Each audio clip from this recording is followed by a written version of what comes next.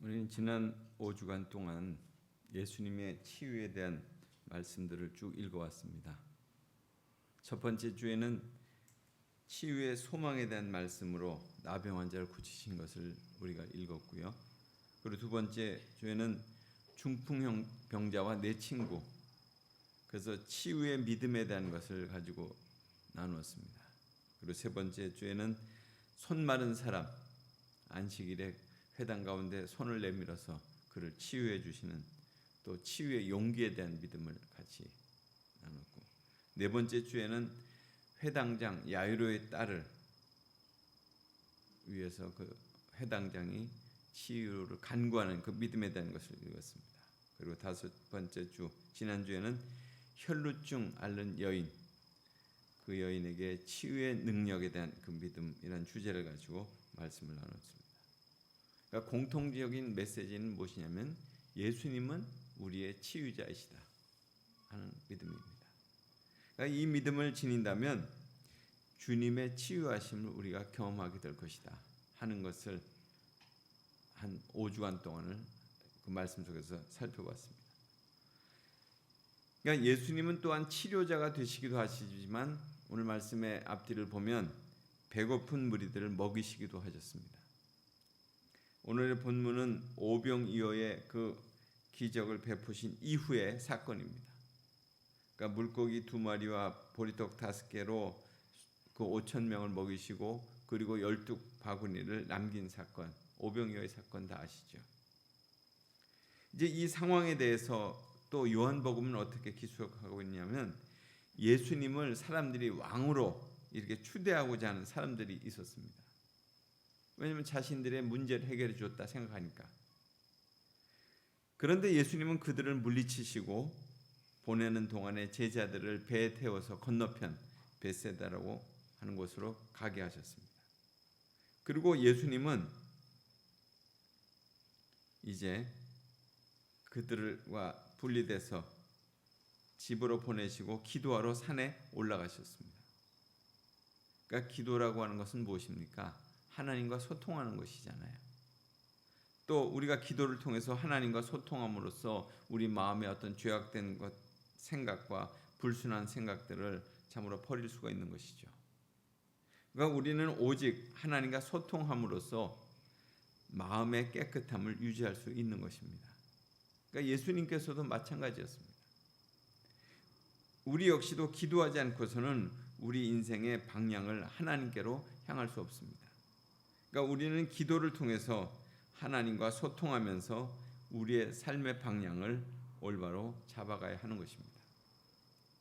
그러니까 예수님께서 기도하시는 그 시간에 제자들은 배를 타고 가고 있었는데 바람이 심히 불어서 노젓기가 어려워졌습니다. 애를 쓰고 있었습니다. 제자들은 지금 아주 어려운 상황에 봉착한 거죠.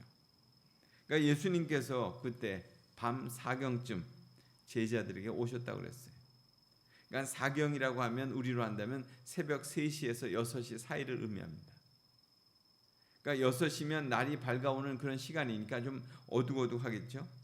근데 제자들이 예수님께서 호수 위로 이렇게 걸어오는 것을 봤다고 하니까 아마 어둑어둑한 6시쯤은 됐을 것이다, 이렇게 볼 수 있습니다. 그러니까 시간에 대해서 이렇게 자세히 말씀드리는 이유는 무엇이냐면 제자들이 바람과 파도와 싸우는 동안 지칠 대로 지친 그 시간이 바로 그 시간이었다는 거예요. 6시쯤. 그러니까 여러분도 마음속에 그렇게 입력을 해두세요. 하나님께서 나를 도우시는 시간은 6시다. 좀 더 일찍 우리를 도우시면 안 될까? 또 좀 더 일찍 내가 어려움을 겪고 있다는 사실, 그 삶의 현장 속에서 들어오시면 안 될까? 그런데 하나님의 방식은 늘 우리가 힘을 다 쓰고 지칠 대로 지쳐 있을 그때, 그 시간에 우리를 도우러 오신다고 하는 사실입니다. 이것이 하나님의 방식인 것 같아요. 하나님을 만날 때까지 참으로 모세의 나이가 몇 세였습니까? 모세의 나이는 80세였습니다. 사실 모세는 그때 절망적이었을 거예요. 나의 인생이 이렇게 광야에서 양을 치다가 끝나는구나. 아마 그럴 때 하나님이 모세를 찾아오셨잖아요. 이것이 우리의 삶 속에서 개입해 들어오시는 하나님의 방식이라는 거예요. 좀 더 일찍 도와주시면 좋을 텐데 하는 것은 사람들이 생각하는 방식이지 하나님의 방식은 아니라는 거예요. 사람들이 절망할 때 그때를 기다리시다가 하나님이 들어오시는 그런 거죠.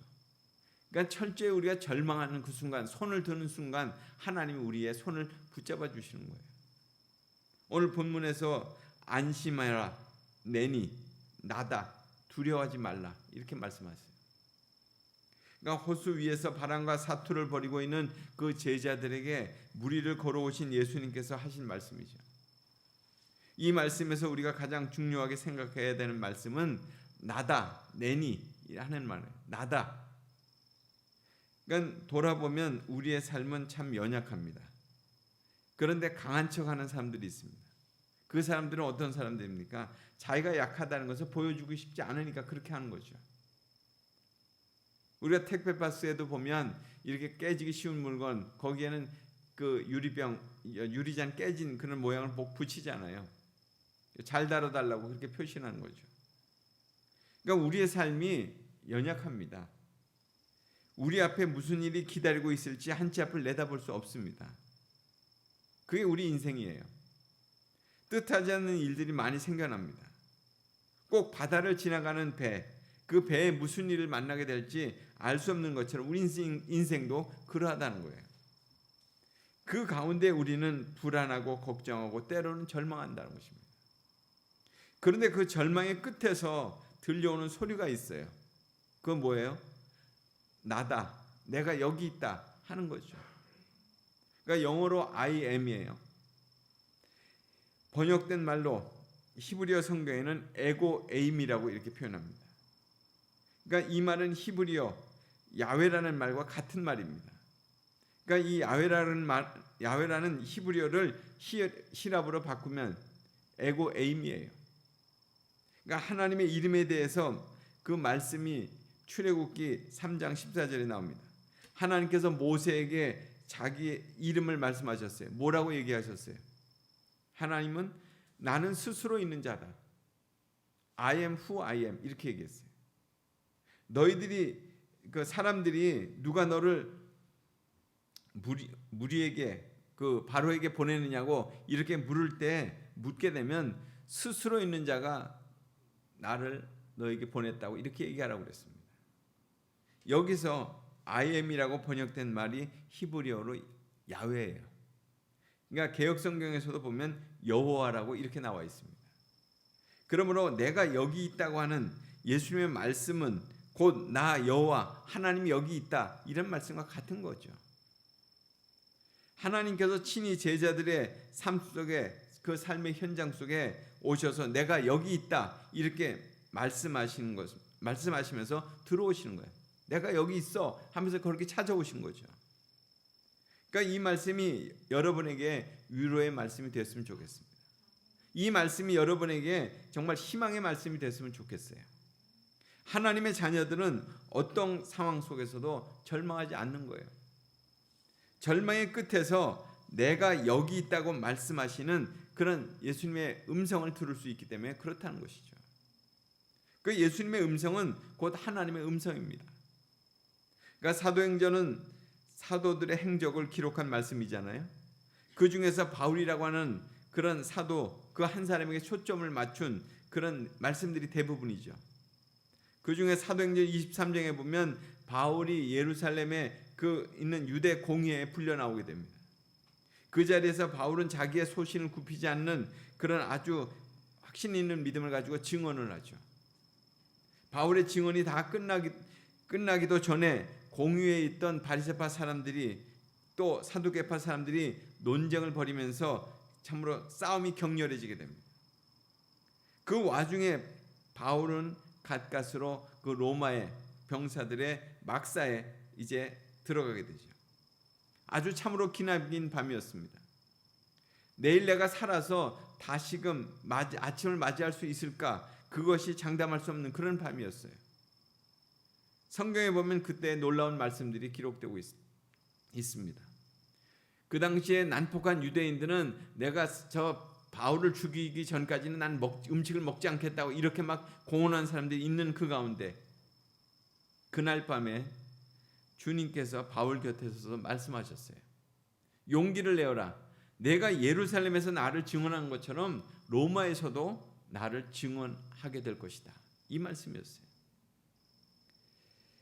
참 일생에 있어서 가장 힘들고 어려운 시간을 보냈던 그 밤에, 제일 절망적이었던 그 밤에 주님은 바울 곁에서 그렇게 말씀하신 거예요. 그에게 염려하지 말라고, 내가 내 옆에 있다고 말씀하신 그 주님은 바로 에고 에이미, I am, 여호와 하나님이셨다는 것입니다.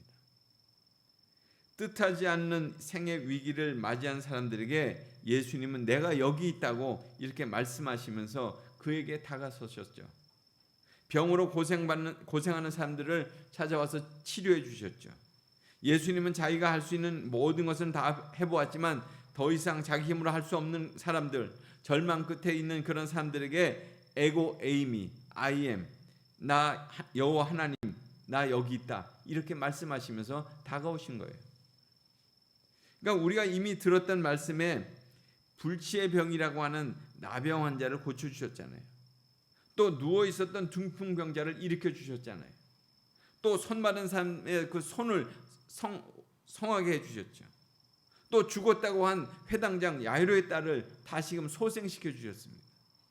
또 12년 동안 혈루증으로 고생하던 한 여자의 질병을 치료해 주셨어요.